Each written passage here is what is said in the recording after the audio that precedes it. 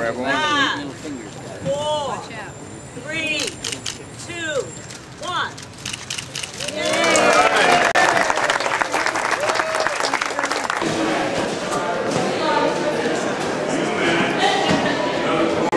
Test, test.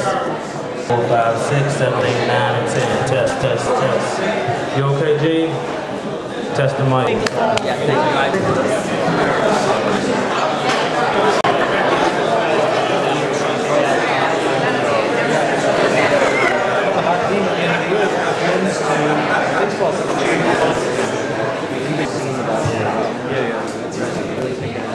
It's nice to be here to be a part of the ribbon cutting for Guy Mason.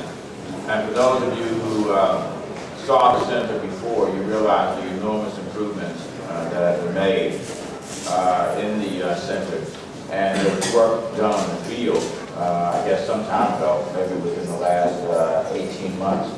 And for those who don't know, who are not baseball aficionados or haven't been around for a while, Guy Mason actually a number of years ago used to be the go-to place, as Jesus put it, and I'm aware of that, for a lot of national tournaments. There were national tournaments that were played here at Guy Mason, and some of the best players in the nation actually played on this field out here. So it's delightful to be able to see it having been restored, and even more so delightful to have seen this building restored. Again, one of the more memorable moments for me was having played a game out here a while ago and watch a guy step up to the plate and hit a ball over this building here, which seemed impossible, but I actually saw it. It wasn't me. I watched it go across the building. In any event, we want to thank all who were at the ribbon cutting for being there and staying around. Let me start with something extremely important to us, and that is recognizing the Washington Kastles for an extraordinary accomplishment. So let me start out by congratulating. You know, when we look at professional teams, we've got a ways to go with most of our professional teams, but not with our little tennis team here in the District of Columbia. I am very proud of the Washington Kastles. I had a chance to get out to see one of the matches earlier this season when Venus and her teammates were playing. And while, you know, Venus and Serena Williams, of course, get a lot of the attention, I hope people pay attention to the others who were extraordinary players. With Leander, Pace, Bobby Reynolds, and so many of the other players who made that a team and brought home the bacon, as they say. The Kastles won the championship on July 24th.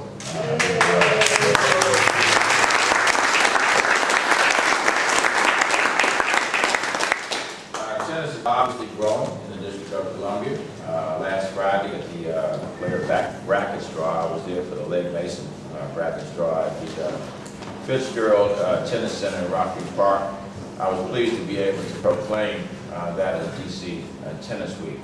There are many events taking place at Lake Mason, including the Stars of Tomorrow event that features many local youth tennis leagues, including players from the Southeast Tennis and Learning Center. I was just about to recognize the visionary, but as she often does, she did it herself. That is, of course, the poor Masters Barry.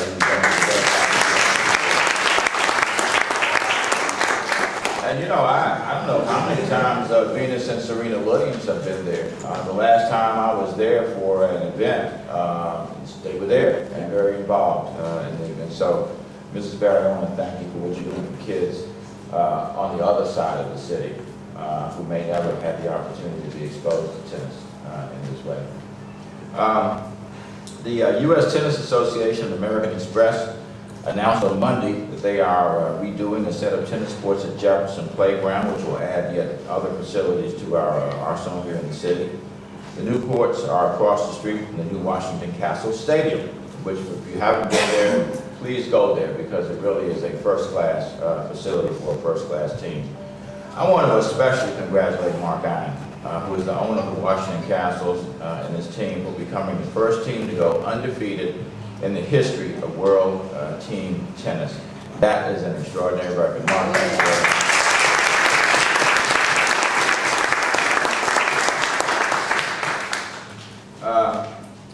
The Kastles had a 16-0 record, and you know, I watched some of the matches on Comcast as well, and some of them weren't even close. So it just goes to show what a great organization the Kastles are, and they won the King Championship Trophy, which is that. It's a nice piece of hardware.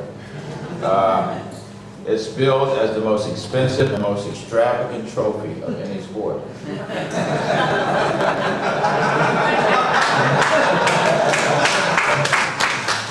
I'm just dying to know what it costs.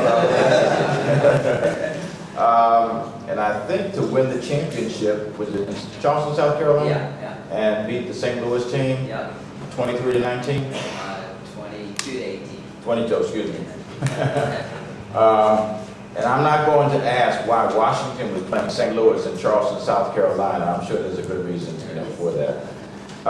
This is the 4th season for the franchise, right? The Kastles have won their 2nd team tennis title in the last 3 years. The last one was title in 2009. They're also not only winners on the court, but they're also winners off the court because of the work that they do with youth and their efforts to bring diversity to the game of tennis. We have with us this morning, I think, 6 of the ball boys and girls who participated in Kastles matches. Lucky for them, they got to be on the court when Venus and Serena Williams were playing with the team. Where are they? Well, tell them to come on.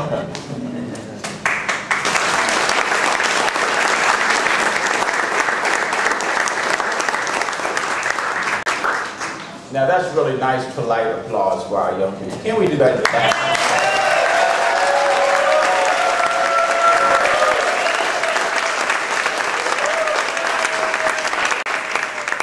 They are, I'm going to ask them to raise their hands when I call. Tiara Holloway, Sophia Dado, Camera Long, Christian Tarver, and Kayla Bias.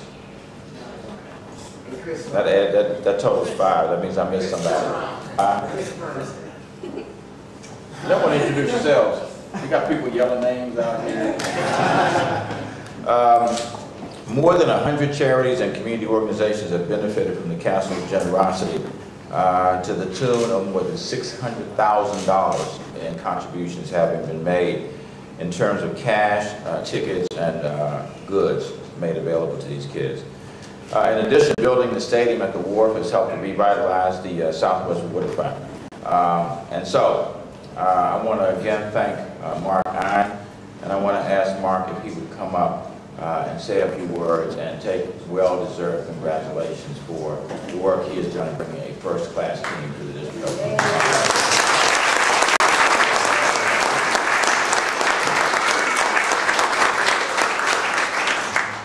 Thank you, Mr. Mayor, and thank you everyone, fans, supporters, members of our organization for being here, without whom none of this would be possible. As the Mayor said, this season and its historical achievement really represents, it epitomizes a team effort in a sport that's usually known for individual effort. Our players and coach came together, and for people who were close to it, saw a group of individuals lift each other up, help each other, make each other better, and as the Mayor said, create something that's never been done in the 36-year history of the league. They also, though, fed off the energy of our crowds in Washington. We sold out just about every night to full crowds who stayed till the very end. And if you ask them, the inspiration they felt, not just when they were at home, but they said when they were on the road, they felt the energy of the crowds in Washington supporting them. And so this is a victory not only for our organization, but truly for the whole city and our whole community who came together to make this happen. So thank you, everyone, for being a big part of this. It really feels great. We walk down the street and people, you know, definitely feel some civic pride about winning the championship. And as I said, I always tell people this really is a victory for our whole community. But as the Mayor said, it's not just what happened on the court that we really take pride in. It's off the court, too. Being down on the Southwest waterfront and bringing people people back down to that incredible part of town that we think is going to experience an incredible renaissance over the next 10 years was terrific, bringing people back down there, hosting not just our events, but other events. Mia Hamm hosted a sold-out soccer event there this weekend, and we're going to continue to do more and more down there. And then also our activities in the community, which really are at the core of our mission. And I would also like to thank Mrs. Berry for everything that she has done, and for the kids and ball kids, and as the mayor said, 100 organizations who came together to be part of this. When we started the team 4 years ago, we set out 4 founding principles. The first was to create a center of high-quality fun activities in the middle of our city. The second was to expose tennis to a wider audience. The third was to help local charitable partners. And the fourth was to try to bring our city together. And Mr. Mayor, I know that your rallying cry is one city, and that's something that we share at the very core of our franchise's being and mission. The biggest compliment I actually get about the team is people look around our crowds and say that your audience looks like a melting pot of our community, and nothing means more to us than that. And while winning a championship was not one of those 4 founding principles, what we did learn 2 years ago is that by producing a winner, it helps us facilitate all the other things that we try to do. And we're looking forward to working hard throughout the year in the community, and then to a celebration at the end of August for all of our fans. And in 2012, bringing our 3rd World Team Championship back to Washington, D.C. in the last 4 years. So thank you, everyone. All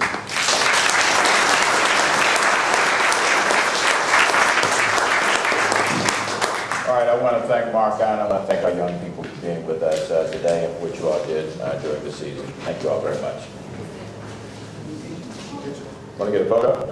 Okay. I forgot one thing, too. I apologize, but we have the first championship T-shirt for the mayor, commemorating the first perfect.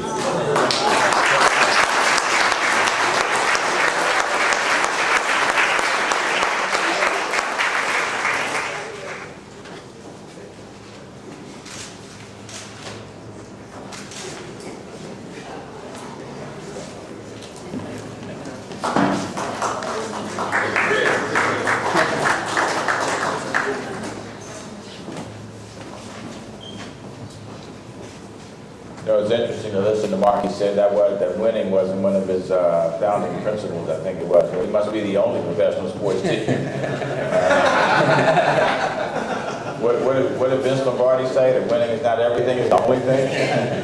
And I suspect that, you know, in professional sports, there's certainly a lot of truth to that adage.